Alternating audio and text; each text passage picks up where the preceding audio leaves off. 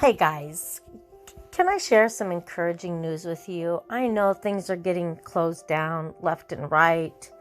My job is closed down. Many have closed down. Things are bare at the stores.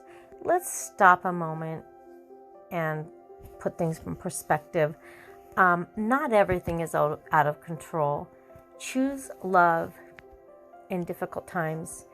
In 1 John 4:7, it says, "Dear friends, let us love one another, for love comes from God. Everyone who loves has been born of God and knows God."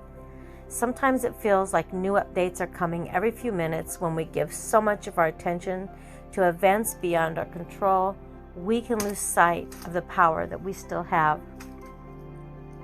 We can choose how we respond to the circumstances, and perhaps even more important, even in the midst of these circumstances, we can choose how we treat others. Recently, we were reminded about the time that Jesus' disciples were afraid their boat might sink, but then he calmed the storm. Just like Jesus' disciples were all in the same boat with Jesus, but we're also in it with each other, and we can choose to encourage one another, to support each other, to love each other, and to point each other back to Jesus. John 13:34 and 35 says to love each other just as I have loved you. If you love each other, everyone will know that you are my disciples. Here are 4 ways we can choose love. Number 1, let's encourage one another. We live in such an incredible time. Even when we can't be physically present with one another, we can still call, text, email, connect on social media, attend church, online, and more. In Proverbs 3:27, it says, "Do not withhold good from those who deserve it when it's in your power to help them." Number 2, support each other. Some of the most meaningful things we can do are simple and practical. Check in with your neighbors, ask how they're doing, share whatever you have, drop off a meal for someone who can't get out, pay for the person behind you in a drive-thru, send an email, a gift card to a friend. Our love should not be only words and talk. Our love must be real. We must show our love by the things we do. 1 John 3:18. Number 3, love each other.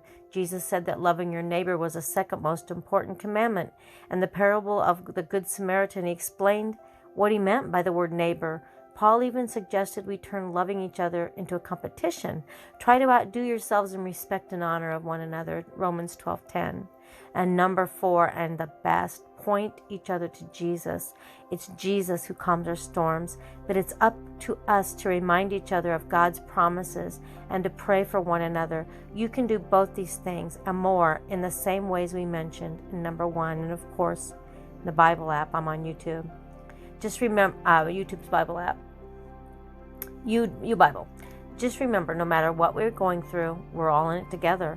We all live on the same planet. We breathe the same air.